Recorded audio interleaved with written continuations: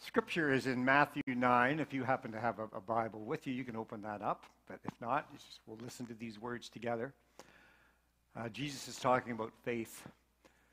Jesus talked about faith a lot, as we know. And the one thing that Jesus always said about faith is that faith will make you well. Faith will make you well. Let's listen to this. While he was saying this, a synagogue leader came and knelt before him and said, "My daughter has just died. But come and put your hand on her, and she will live." Jesus got up and went with him, and so did his disciples. Just then a woman who had been subject to bleeding for 12 years came up behind Jesus and touched the edge of his cloak. And she said to herself, "If I only touch his cloak, I will be healed." Jesus turned and saw her. "Take heart, daughter," he said. "Your faith has made you well." And the woman was healed at that moment. When Jesus entered the synagogue leader's house and saw the noisy crowd and people playing pipes, he said, "Go away. This girl is not dead, but asleep." But they laughed at him. After the crowd had been put outside, Jesus went in and took the girl by the hand, and she got up. News of this spread through all of that region. This is the word of the Lord. Thanks be to God. Your faith has made you well. We're all like, I'll put my hand up for that. I was just at the wellness clinic this week. I'm looking for wellness in my life. Your faith has made you well. And we're like, but how do you get that faith, Jesus of Nazareth? Like, how does that become real in my life? Because for me, so much of faith is like a cloud that I reach out for and my hand just goes right through it. Or it's like a mirage. I'm in a desert and I'm thirsty and my soul longs for water. And when I get closer to this beautiful mirage, I realize there's nothing there. And I just keep reaching out for faith. And so often, Jesus of Nazareth, that's what faith seems like to me. Where is it and how do I get it? Because I'm all for wellness. Like I'll sign up for wellness. But I don't understand how it comes into my life. Here's the starting point for Jesus. It's just so simple. Belief matters. It matters so much. It was so important. That's why Jesus kept talking about it, kept urging his disciples to try to have more faith, because if they try to have more faith, they can move a mountain. It was so important.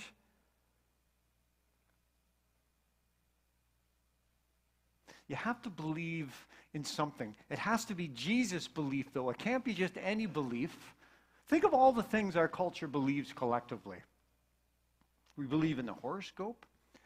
We believe in the power of psychics. When I say we, you know what I mean. This is just our culture.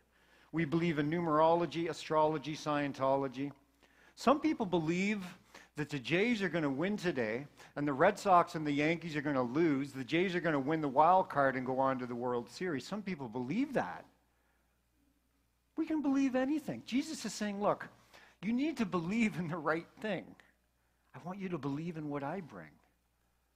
There was this nutritionist on CBC radio talking about vitamins last week.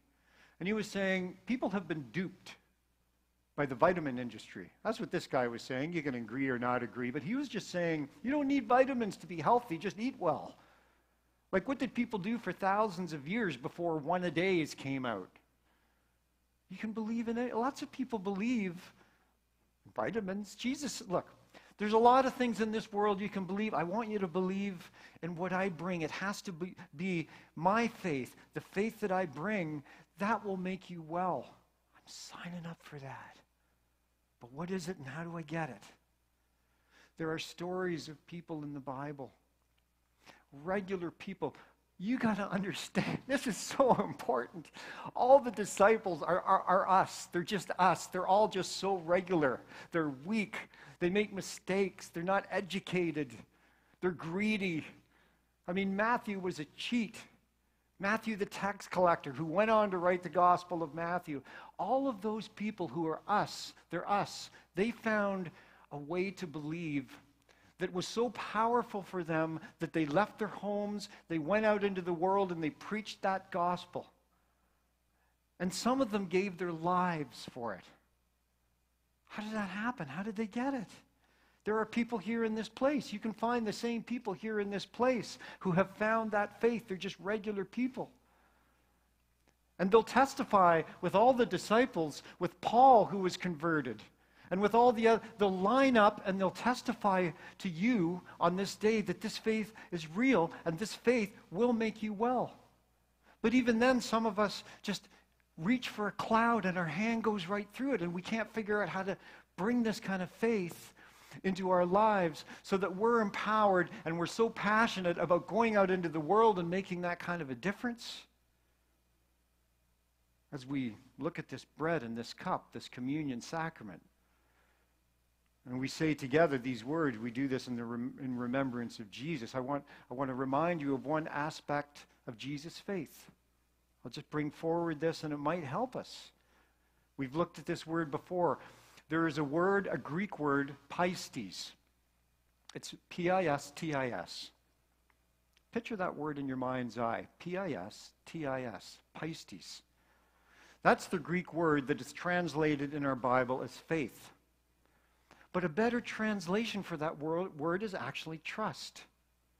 That word means trust or trustworthy. In other words, we need to get to a point where we can actually trust God and believe that God is trustworthy. If we can get to that point where we trust God with anything, we will be made well. Now, here's an illustration. Imagine yourself walking into a restaurant. Yeah, after you've proved that you've been double-vaxxed, right? Okay. You walk into a restaurant, you've arranged to meet someone you've never met before. You walk in, you see her sitting, she's attractive, she's well-dressed. She smiles at you, she invites you over, you sit with her. And you have this conversation with this intelligent, delightful woman. But before you're into 2 minutes of small talk, she leans forward and she says, I want to control your finances. I want you to give all your money, concerns, and responsibilities and duties to me. Not only that, she says, I want to raise your children. I want you to give over your children to me. She's not finished, and you're like, what? And then she says, I want to be executor of your will. She leans back, she smiles, and she says, I just want to do this for you. I want to do it for you. You're like, okay, but, and then she leans forward, looks you right in the eye, and she says, I want you to trust me. I want you to trust me. And you're like, lady, I just met you. Like, I just met, like, why am I going to trust somebody I don't even know? Now, if I get to know you in some way, if I spend some hours with you, like if we develop some kind of a relationship, then it would make more sense for me to trust you. But I'm not going to trust somebody I don't know. Now here's another scenario. This afternoon, I'm going to sit down in much the same way with another woman, and she is equally delightful and attractive and intelligent and surprisingly handy with tools.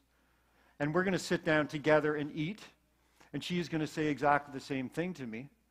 She's going to say, I want you to let me control the things in your life. I want you to let me control your children. I want you to let me be the executor. I want to do all these things for you.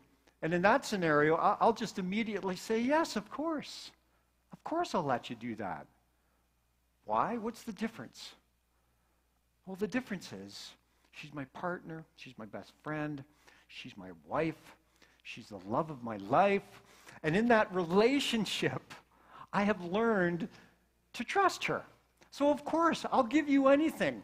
I trust you with anything that I have. Take my money, take my children, take like whatever it is, I'm going to give it over to you because I have learned to trust you. It's the same with our relationship with God. Like, we're not going to trust God until we get to know who God is. Like, this has to somehow involve getting to know Jesus. When Jesus says, come and follow me, he's also saying, come and get to know who I am. If you get to know who I am, you'll learn to trust me. Jesus said, seek and you'll find.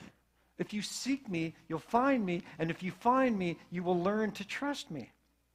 That will be the substance of your faith. It's central to the Old Testament, all through the Psalms. The Psalms are, God, you know me and you've searched me. You know when I sit and when I rise. You know a word before it's even on my tongue. You hem me in behind and before. There's nowhere that I can go that is separate from. This is all through the Psalms. It's a relationship that we have to have with God that is just based on full trust. When Jesus prayed, Jesus called God Abba. And Abba is just a term that means that God is the intimate parent. That when Jesus knew that when Jesus called God, God would always be there for him. Like Jesus' relationship with God was all about trust, complete trust. How do I get to know Jesus then? Well, how do we get to know anybody? Take the initiative. Be proactive. How do you get to know Jesus? There are words in the Bible that describe who Jesus is. There's prayer that brings us into who Jesus is. And a huge part of getting to know who Jesus is to become a part of a faith community. And all through the scripture, there is this teaching through story and example that in our being together, we discover how to trust in God. It's in our being together, even in all our weakness and our dysfunctions and all the mistakes we make, it's in our being together that we discover that we can put our trust in God. And Jesus said, just seek that and you'll find it. You know what? If you want to get to know Jesus, you can do that. And what follows from that is trust. I'll just leave you with one amazing truth. I think it's amazing anyway. There is a teaching in the Bible that says that we already know who God is. Each one of us is born from God. So in some sense that is beautiful and mysterious, somewhere in our hearts and souls, we already know who God is. Every human being already knows that. So when we pursue the person of Jesus, when we begin to talk and find out who he is, you discover something that in one sense you already knew. I think that's amazing. So here's the epilogue, words you've heard before. Even if I have a faith that would move a mountain, but do not have love, it means nothing. If our faith as a people of God is true, it just moves us into love. The reason that we find faith and the reason that we can trust God is not just all about ourselves. Our faith is the power, the thing that empowers us to go out and love the world. Because if we don't go out and love the world, our faith doesn't mean anything. That's why belief matters to Jesus. It plants the seed that grows into love. And so we get to know Jesus. All of us do. Rediscover your oldest friend. I can do that. You can do that. We can do it together. It's a wonderful thing to believe in.